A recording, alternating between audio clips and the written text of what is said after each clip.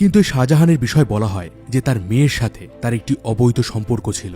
আর আজ আমরা ইতিহাসে সেই সত্যতা খোঁজার চেষ্টা করব যা অনেকেই জানেন না। শাহজাহান এবং মুমতাজের বড় মেয়ে ছিল জাহানারা বেগম। জাহানারা বেগম অপরূপ সুন্দরী ছিলেন। সৌন্দর্যের পাশাপাশি সাহিত্য চর্চা, সঙ্গীত এবং রাজনীতিতেও তিনি বেশ সুদক্ষ ছিলেন। সেকালে তিনি নিজে দুটো বই লিখেছিলেন ফার্সি ভাষায়। ১৬৪৮ সালে তৈরি নতুন শহর শাহজাহানাবাদের ১৯টির ভেতর ৫টি ইমারত এই জাহানারা বেগমের তৈরি নকশার মাধ্যমে নির্মিত হয়। শাহজাহানাবাদ বর্তমানে ওল্ড দিল্লি নামে পরিচিত, যার মধ্যে একটি বিল্ডিং চাঁদনি চকে আছে।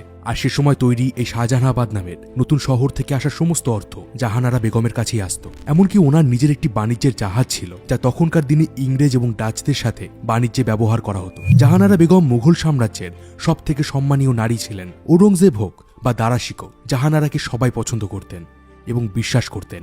ঔরঙ্গজেব দারাশিকোকে হত্যা করেন এবং বাদশাহ হন, এবং এরপর তিনি জাহানারা বেগমকে দিল্লিতে নিয়ে আসেন এবং তাকে বাদশাহ বেগম উপাধি দেন। বলা হয় জাহানারা বেগম ছিলেন তৎকালীন বিশ্বের সবথেকে ধনী নারী, যার বছরে প্রায় ৩০ লক্ষ টাকা আয় হতো, যার বর্তমান মূল্য প্রায় ১,৫০০ কোটি টাকা। মমতাজ মহল যখন মারা যান তখন জাহানারা বেগমের বয়স ছিল মাত্র ১৭ বছর, এবং এত অল্প বয়সে বাদশাহ বেগম হওয়ার ফলে নিজের ভাই বোনদের দায়িত্ব তার কাঁধে আসে। এবং এই সময় শাহজাহান বেশ ভেঙে পড়েছিলেন। তার দেখাশোনার সমস্ত দায়িত্ব জাহানারা বেগম নিজের হাতে সামলান। জাহানারা বেগম সে সময় মহিলাদের সুরক্ষার জন্য বেশ কিছু কাজও করেন। বলা হয় ওনার এক পরিচারিকার সাথে এক সৈন্য অশ্লীল আচরণ করেছিল।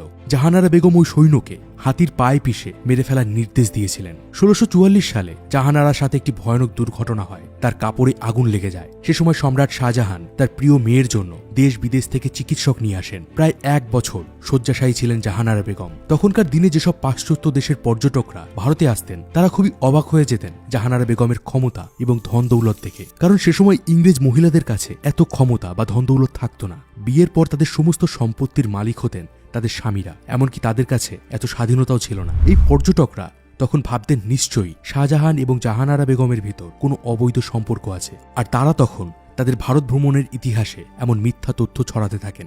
জাহানারা তৎকালীন মোগল সাম্রাজ্যের সবথেকে সুন্দরী নারী ছিলেন এবং শাহজাহানও তাকে ভীষণ ভালোবাসতেন। জাহানারা বেগমও তার বাবার ভীষণ খেয়াল রাখতেন, এমনকি তার খাওয়া দাওয়া, পোশাক পরিচ্ছদ সবকিছুই জাহানারা বেগমের পরিচালনায় হতো।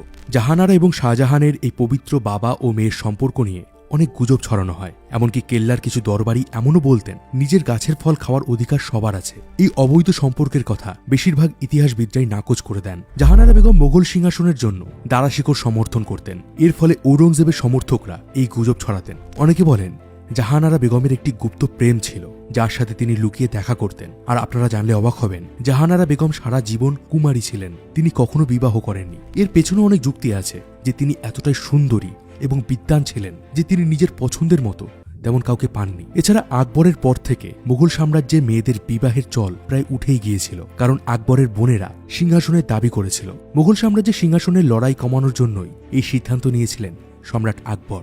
সিংহাসনের লড়াইয়ে সে সময় জাহানারা বেগম দারাশিকোর সমর্থন করলেও ঔরঙ্গজেব সিংহাসন দখল করার পর জাহানারা বেগমের প্রতি তার সম্মান একটুও কমেনি। এমনকি তিনি জাহানারা বেগমকে বাদশাহ বেগম উপাধিও দিয়েছিলেন। মমতাজের মৃত্যুর পর মুঘল সাম্রাজ্যকে বাঁচিয়ে রেখেছিলেন জাহানারা বেগম। ১৬৮১ সালে ৬৬ বছর বয়সে মারা যান জাহানারা বেগম। ঔরঙ্গজেব যখন এই কথা জানতে পারেন তিনি ভীষণই দুঃখী হয়ে পড়েন এবং তিনি ৩ দিনের জন্য রাজসভা বন্ধ রাখার নির্দেশ দিয়েছিলেন। জাহানারা বেগমের মৃত্যুর পর তার ইচ্ছে অনুসারে নিজামুদ্দিন ওয়ালিয়ার মসজিদের পাশেই তাকে কবর দেওয়া হয়েছিল।